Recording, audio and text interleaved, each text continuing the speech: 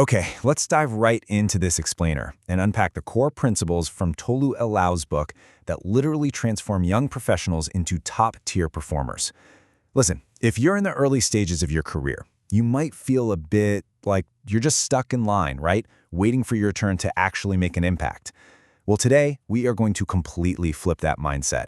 We're talking about how to hit the ground running and accelerate your growth right out of the gate. Our source material today is really something special. It's called First Five, What My First 5 Years at Work Actually Taught Me. The author, Tolu Alao, who's affectionately known as the Transformer, brings over 10 years of serious, real-world corporate experience from massive organizations over in Nigeria. We're talking KPMG, Flour Mills, and PwC. And what is so fantastic about this guide is that it gives you the unvarnished truth about navigating your early career. There's no fluff here, no tired corporate cliches. Instead, it's a super practical, battle-tested playbook built on real wins and, yeah, real mistakes too. And this really brings us to a quote from the book's foreword by Titus Yakubo Gatto that just hits the nail on the head. He says, "The first 5 years of a career are not a waiting room. They are the foundation." Think about that for a second. Your early career is exactly where you're laying down the habits, the reputation, and the whole professional identity that will compound for decades. It's not about just putting in time until someone decides you're ready. The building starts today. So, to make this super actionable, we've taken all of Tolu's original chapters and boiled them down into 4 distinct pillars of early career success: action, people, evolution, and funding. And stick around, because we're going to cap it all off with a 30-day challenge. Let's kick things off with Pillar 1, action. This is all about how you stand out through pure execution. So, the crucial thing to understand here is the vast difference between just being in attendance and actually showing up. Right? Attendance is just physically dragging yourself to your desk. But showing up? That means arriving prepared, completely present, and adding value before anyone even has to ask. Tolu shares this brilliant example from his time at Flour Mills. He wasn't just rolling in at 8 a.m. for the morning briefing. No, before that meeting even started, he had already read the previous day's production reports. He already knew exactly what machinery broke down and which line was lagging behind. He was showing up 3 moves ahead of everyone else. And let me tell you, managers noticed that instantly. And that brings us to the action blueprint. First up, do hard things. Tolu actually talks about sitting there with this grueling statistical methods textbook at 11 p.m., totally self-studying for his Six Sigma green belt, all while working a full-time job. Why? Because the path of least resistance only leads to being average. Second, push past your boundaries. The moment you stretch your mind to take on a new challenge, it doesn't shrink back. And third, deliver excellence. Excellence is the standard you hold yourself to when literally nobody's watching. Before you fire off that email or submit that report, just pause and ask yourself, what makes this notably better? Give it one last pass. That tiny extra step is exactly what separates good enough from truly excellent. All right, moving right along to Pillar 2, people. Let's look at how to master the human element. To really stand out, you have to treat relationships as investments, not just transactions. Building professional capital means paying it forward without expecting some immediate ROI.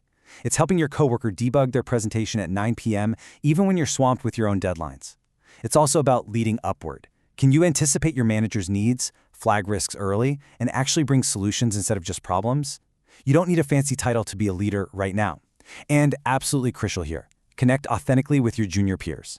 Believe me, senior leadership is always watching how you treat the folks who can't directly promote you. The absolute secret sauce of professional empathy boils down to asking yourself one simple question before any big interaction. What does the other person in this interaction actually need to receive?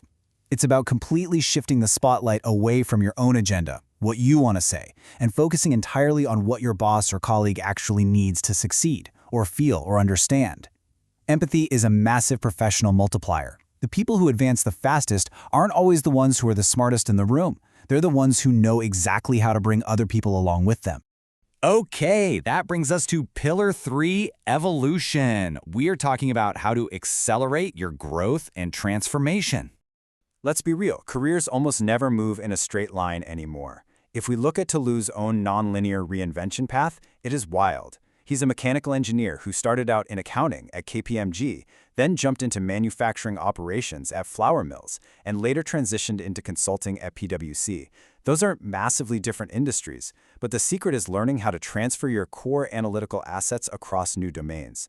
When Tolu walked into PwC, he wasn't relying on his knowledge of beverage bottling. He was bringing his systems thinking, understanding how inputs, processes, and outputs all connect. That kind of skill is totally domain agnostic. Purposeful reinvention is hands down the fastest path to growth. But listen, to evolve like that, you have to embrace active learning. You can't just sit there passively reading business reports and expect to grow. You've got to connect that new knowledge directly to your job and test it out on the factory floor or the office floor, way before you feel perfectly polished. Apply it before you feel fully ready. Because guess what? You are never going to feel 100% ready. The absolute fastest feedback loop you have available is trying something new, watching what happens, and adjusting on the fly. And that leads us to our final pillar, Pillar 4, funding. It is time to systematize your financial future. So here is a super practical framework for building rock-solid financial habits from day one. You've got your salary allocation broken down like this. 55% goes to living essentials, 15% is for savings and your buffer, 10% is discretionary spending, and 5% goes to giving. But I want you to look really closely at that other 15% slice. That is an absolutely non-negotiable allocation dedicated entirely to your professional development. Tolu is adamant about this. You cannot sit around waiting for your employer's learning and development budget to fund your career trajectory. Look, the company's budget is designed for the role you're in right now. Your personal budget is for the career you are building for tomorrow. So why does that specific 15% matter so much? 2 words, 900%. Over 10 years of deliberately paying for his own certifications, courses, and his MBA entirely out of pocket, Tolu saw a staggering 900% return on his earning capacity. And he makes such a great point here. There is no financial instrument out there, no stock, no mutual fund that is going to hand you a 900% return in your first few years. In years 0 to 5, your own human capital is quite literally the highest return asset you will ever own. You have to start treating it like one. Let's wrap things up with the call to adventure, the 30-day challenge. To close out this explainer, I want to leave you with a really concrete, actionable mandate taken right from the final pages of Tolu's book. Your mandate is super simple. Finish this sentence. In the next 30 days, I will blank by blank. Just fill in that blank with one specific action you took away from today's masterclass. Maybe it's doing one hard thing, like finally signing up for that certification. Maybe it's stepping up to own the follow-up for your weekly team meeting to start building that leadership muscle. Whatever it is, write it down right now. Then go share it with an accountability partner. Prove to yourself and to everyone watching you that your first 5 years are absolutely not a waiting room. They're your launching pad. So the only question left is, what is your action going to be?